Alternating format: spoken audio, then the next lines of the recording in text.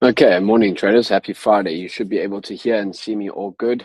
But yeah, what a flush yesterday, I must say, on the US markets as well as even the DAX as well. So just a massive, massive flush on the indexes. And I did speak a little bit about this on stream that we were trading that tight range to the high side. I managed to get a little bit of the shorts, which I shared in the group chat here on Discord. But yeah, I hope that you guys are having a good Friday. What's up, Anthony, Charlie, Jess?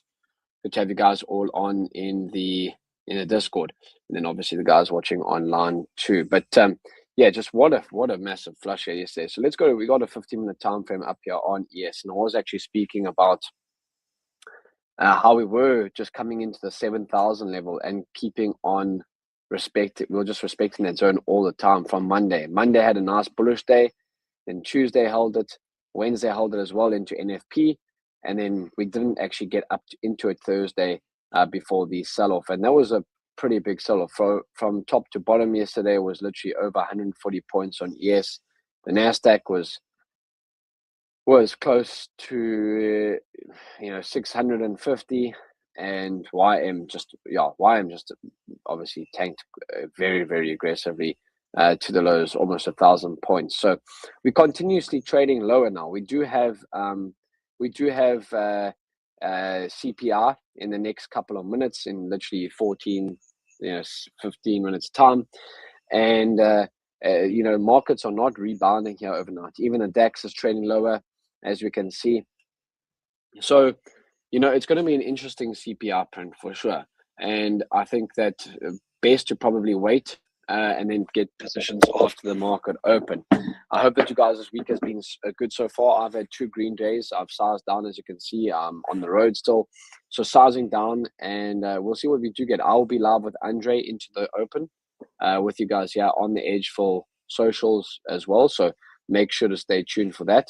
But yes, I think it's been a good week to kind of just step back and pick your spots wisely in the markets. Obviously, NFP was moved to Wednesday this week, and then as well as CPI today. So, yeah, I mean, Mag 7 stocks here as well, pre-market, are not looking bullish at all. There's not one bullish Mag 7 stock. Everything's down. Nvidia's down 0.5%. Tesla down almost 1%.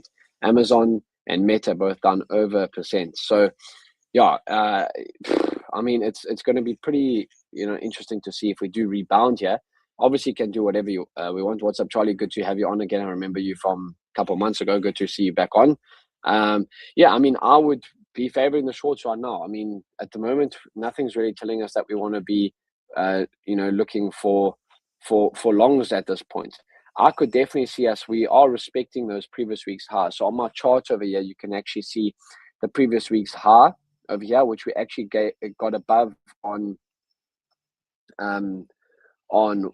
sorry, this is DAX. Let's go to the ES chart.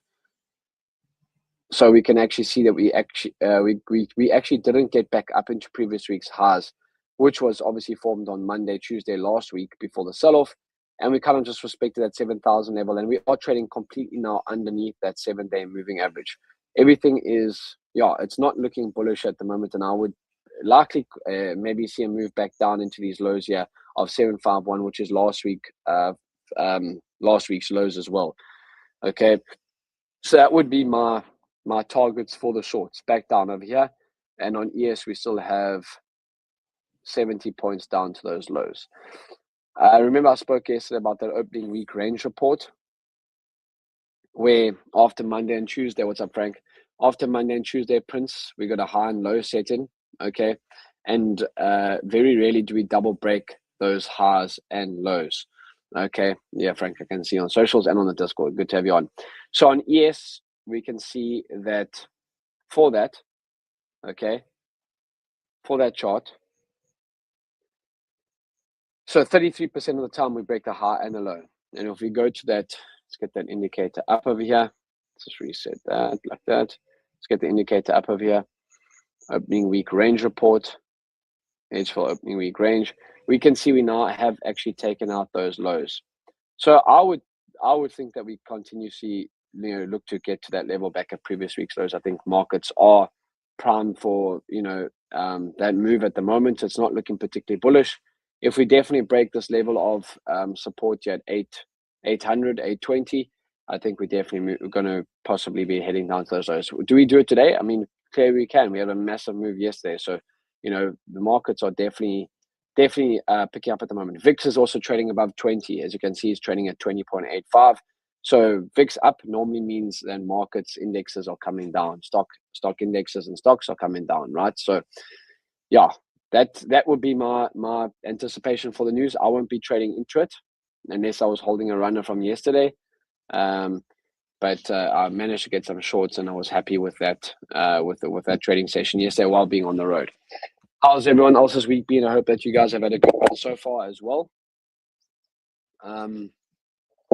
And haven't put yourself in any predicaments. As I said, Andrea and I will be live for the market open. So again, you guys know what I'm looking for. I'm waiting for that screener to set up. Okay, give me that first hour of trading. See what we do get, and obviously what happens with CPI as well. So that's what I'm kind of waiting for at the minute. Okay.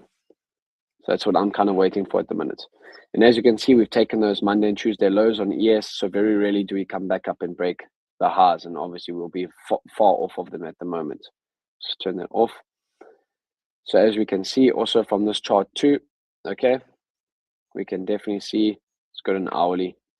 We can definitely see that we rallied up on Friday. Monday was very bullish as well. And then we kind of just sat at those highs. The car kind of like trapped buyers in at that level, 7,000. And then we just moved off of it yesterday quite viciously. So I would not be surprised to see us tap back into those lows. That's my prediction, but obviously markets can do what they want to. Any reports that you guys want me to cover for stream here today? I can. So if you want those indicators, the ones that edgeful have bottom left-hand side of here, and then if you want to get support, the quickest way to get support is over here, right on the right-hand side, the live chat.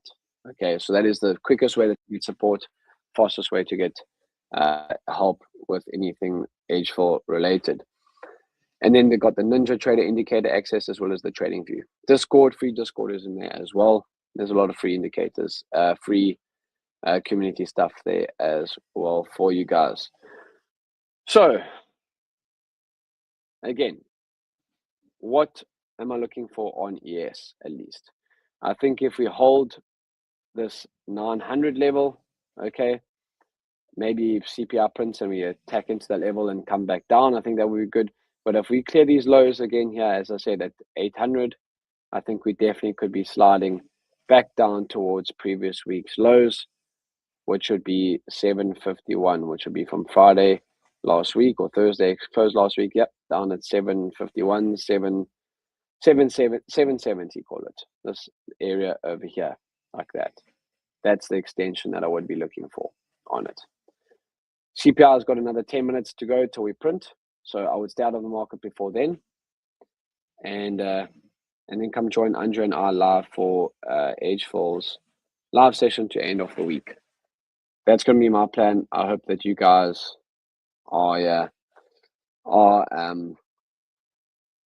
having a solid week so far as well. Any questions in the chat with regards to any edgeful reports, anything like that? Yeah, the midnight RCT retracement. Yeah, I mean we could possibly see that today. But let's just see what happens with CPI.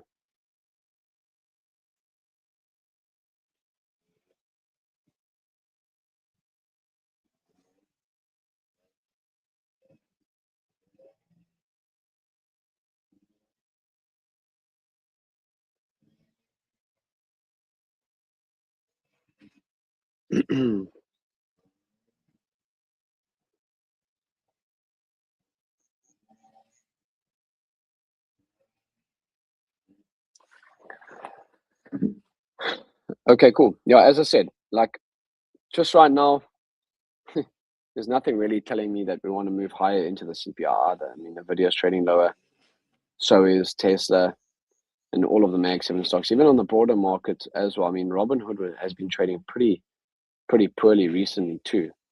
Robinhood of all-time highs at the moment, we are sitting over 100%, over 110% of all-time highs on Robinhood.